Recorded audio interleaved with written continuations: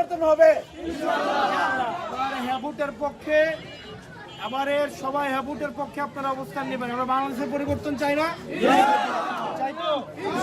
দুর্নীতি মুক্ত বাংলাদেশ চাই তো? চাঁদাবাজ মুক্ত বাংলাদেশ চাই? আমরা চাই কিনা যে আমাদের সন্তানরা পাশ করে একটা স্বাধীন কর্ম কমিশনের মাধ্যমে চাকরি পায়, সেটা চাই কিনা?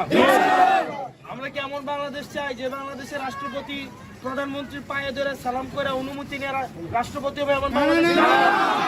এবারের ভোট হবে কোনটা, হ্যাঁ না না? এবার আমাদের প্রথম ভোট হ্যাবুটের পক্ষে। আপনারা ভালো থাকবেন, সুস্থ থাকবেন।